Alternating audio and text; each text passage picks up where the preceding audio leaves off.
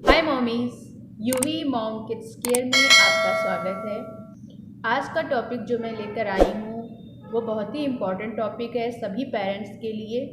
I hope आपको पसंद आए। तो मैं चलिए स्टार्ट करती हूँ। मैं एडवोकेट उपासना श्रीवास्तव आपको ये बताने वाली हूँ कि हमें अपने बच्चों के साथ कैसी बातें करनी चाहिए और कैसी बातें नहीं करनी चाहिए। खासकर हमें ये तो पता होता है कि हमें बच्चों के साथ प्यार से भरी बातें करनी चाहिए, लेकिन हमें कौन सी ऐसी बातें उनके साथ नहीं करनी चाहिए, उसी से रिलेटेड ये वीडियो बनाया है। क्योंकि मेरी भी एक छोटी बेटी है, अभी 4 साल की है, और दूसरी बेटी भी 5 महीने की है। तो मुझे भी इन सब बातों का ध्यान रखना पड़ता है, तो मैंने सोचा आपके साथ ये सारी बातें शेयर करूं। आई होप ये आपके लिए हेल्पफुल हो। चलिए स्टार्ट करते हैं। पहली बात मैं आपसे बताना चाहूँगी कि कभी भी बच्चों के सामने ये नहीं बोलना चाहिए। अक्सर मोस्टली पेरेंट्स के मुंह से ये सुना है कि अगर वो गुस्से में आते हैं तो ये बोलते हैं तुम्हें पैदा करके मैं पछता रही हूँ, या तुम्हारे जैसे बच्चा होने से अच्छा नहीं होना, बच्चा ना हो। तो हमें कभी भी ऐसी बातें अपने बच्चों के साथ नहीं करनी चाहिए। हमेशा अपने बच्चों पर गर्व करना चाहिए। उसका ये इफेक्ट आता है, चाहे आप जितने भी गुस्से में हो, कभी भी आप ऐसी बातें अपने अगर बच्चों से करते हैं तो उनके अंदर एक हीन भावना आ जाती है, और फिर वो जहाँ आपकी तरफ अट्रैक्ट होने की जगह उल्टा वो आपसे दूरी बना लेते हैं। अगर वो कुछ भी काम करते हैं या कोई गलत काम उनसे हो भी जाता है तो अक्सर ये सोचते हैं कि मेरी मम्मी पापा मुझे इस तरीके से बोलेंगे, तो उनके अंदर की जो हीन भावना है और बढ़ जाती है, और इस तरीके से वो कहीं ना कहीं आपसे दूर होने लगते हैं। तो आपका बच्चा है, आप ये सोचिए कि आपको माँ बनने का या पेरेंट्स बनने का इतना अच्छा भगवान ने मौका दिया है। बहुत सारे पेरेंट्स ऐसे होते हैं जो एक बच्चे के लिए तरसते हैं। अगर आपके मुंह से ये वर्ड निकल रहा है कि आपके लिए अगर ये वर्ड आप यूज़ कर रही हैं कि आते तेरे जैसे बच्चा या तुम्हारे जैसे बच्चे होने से अच्छा ना हो बच्चा, तो ये बहुत गलत चीज़ है। आप ऐसा बिल्कुल ना बोलिए अपने बच्चे से, अदरवाइज वो आपसे दूर हो जाएगा और कहीं ना कहीं उसके अंदर एक हीन भावना भी आ जाएगी।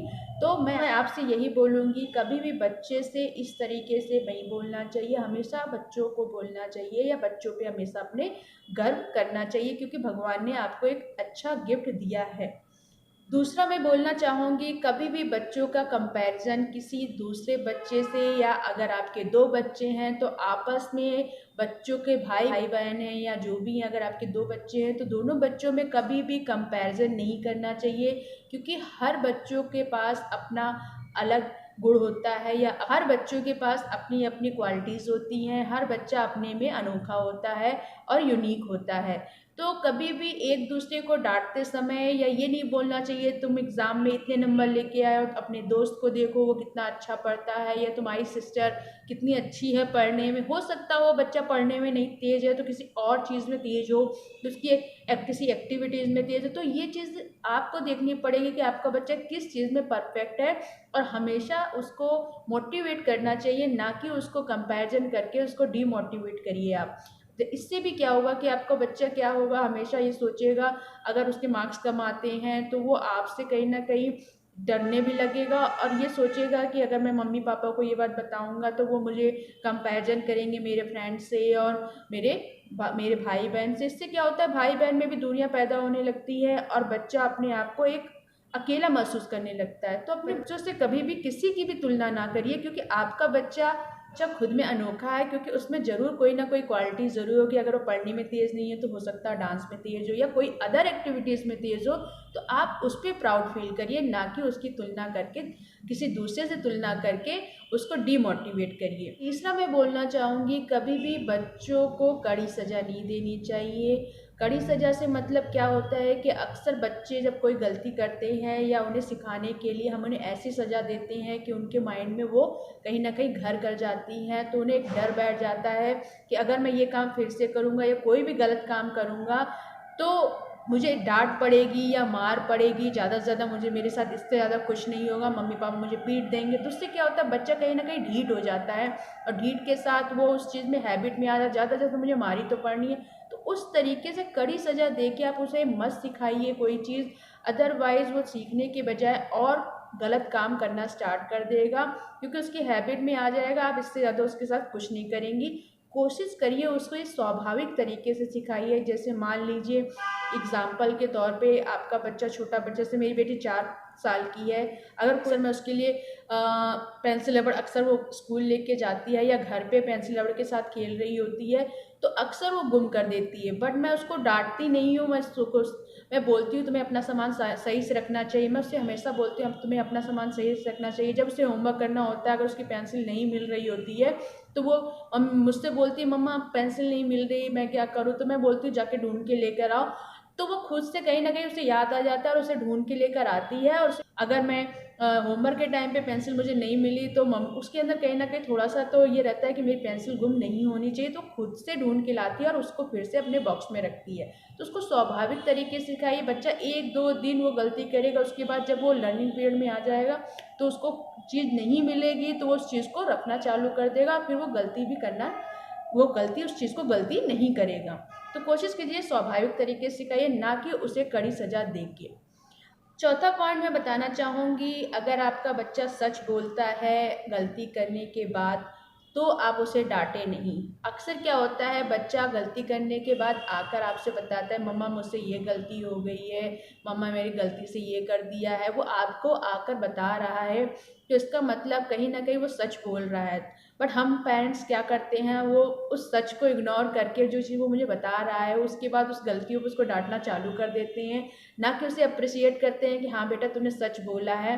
तो ये गलती मत करिए। अगर आपको लगता है, वो पहली बात से पहले उसे अप्रिशिएट करिए कि तुमने गलती की है, इस चीज़ को माना है, यह बहुत बड़ी बात है बेटा, नेक्स्ट टाइम ये मत करना। इस चीज़ को ध्यान रखते हुए अगर आपका बच्चा सच बोलता है आकर तो उसे अप्रिशिएट जरूर करिए, और उसकी गलती को दूसरे तरीके से, अगर आपको लगता है बहुत बड़ी गलती है तो उसे दूसरे तरीके से या शांत पूर्वक तरीके से समझाने की कोशिश करिए, ताकि वो अगली बार गलती भी ना करे और जो वो सच बोल रहा है वो नेक्स्ट टाइम आपके साथ सच भी बोले। तो इस बात का जरूर ध्यान रखिए। पांचवी बात मैं आपसे बोलूँगी कि अपने बच्चे की बात को सुनिए, सुनिए और सुनिए। अगर आप अपने बच्चे की बात को सुनने की आदत डालेंगी पहले, ना कि उस पर थोपने की आदत डालेंगी, तो कहीं ना कहीं बच्चा आपके बहुत क्लोज आएगा और वो आपकी बात को भी सुनेगा। तो मैं यही बोलूँगी कि बच्चा जब भी कोई बात करता है, छोटा हो या बड़ा हो, जो भी हो, पहले आप उसकी बातों को सुनने की आदत डालिए और उसे समझने की कोशिश करिए, ताकि उसे भी लगे कि कोई मेरा बात सुनने वाला है, चाहे वो मम्मी हो या पापा हो या घर में कोई भी ऐसा हो, जैसे दादी और बाबा भी होते हैं। तो उनसे भी बोलिए कि पहले बच्चे की बात को सुनिए। अगर उन्हें लगता है कि बच्चा कुछ गलत बोल रहा है या बच्चा कुछ अच्छा बोल रहा है तो उसे अप्रिसिएट करिए, वेरी गुड बोलिए। और अच्छा अगर कुछ गलत बोल रहा है तो उस पर भी उसको समझा कर ही बोलिए, लेकिन उसकी बातों को सुनिए और तभी उस पर कोई रिएक्शन दीजिए। अदरवाइज बच्चा क्या है कि अगर आप उसकी बात को नहीं सुनते हैं तो कहीं ना कहीं वो 1-2 बार बोलेगा, 2-3 बार बोलेगा और आपने उसे अनसुना कर दिया तो बच्चा आपसे बात बताना छोड़ देगा और कहीं ना कहीं उसको अकेला फील होने लगेगा, फिर वो बाहर कहीं किसी को ढूंढना चालू कर देगा अपनी बात को कहने के लिए और अपनी बात को शेयर करने के लिए। अगर आप अपने बच्चे को बहुत क्लोज लाना चाहते हैं तो मैं आपसे प्रेफर करूँगी अपने बच्चे की बात को ज़रूर सुनिए, चाहे वो गलत बोल रहा हो या सही बोल रहा हो, उसका निर्णय आप बाद में करिए, लेकिन बच्चे की बात को सुनने की कोशिश ज़रूर करिए। मैं और एक चीज़ बताना चाहूँगी कि अपने बच्चों पर किसी चीज़ का दबाव मत डालिए। अगर जो वो करना चाहते हैं, मीन्स गलत नहीं होना चाहिए, बस वो चीज़ अगर वो कुछ करना चाहते हैं या कुछ पढ़ाई से रिलेटेड करना चाह रहे हैं या अपनी दूसरी एक्टिविटीज़ से करना चाह रहे हैं, तो उस पर अपने विचार या चीज़ों को मत थोपिए। वो जिस चीज़ में परफेक्ट है उन्हें मोटिवेट करिए। कहीं ना कहीं आप देखेंगे कि अगर आप उन्हें ज़्यादा थोपेंगे, नहीं तुम ये कोर्स कर लो या तुम्हें ये करना चाहिए, तुम ये गलत कर रहे हो, तो कहीं ना कहीं जो वो करना चाहते हैं वो तो कर भी नहीं पा रहे हैं आपकी वजह से। और दूसरी चीज़, जो वो नहीं करना चाह रहे हैं आप उन पर प्रेशर डाल रहे हैं तो वो उसको भी अच्छे से नहीं कर पा रहे हैं। तो कोशिश करिए कि पहले आप ये जज करिए कि आपका बच्चा किस चीज़ में परफेक्ट है और उसकी रुचि या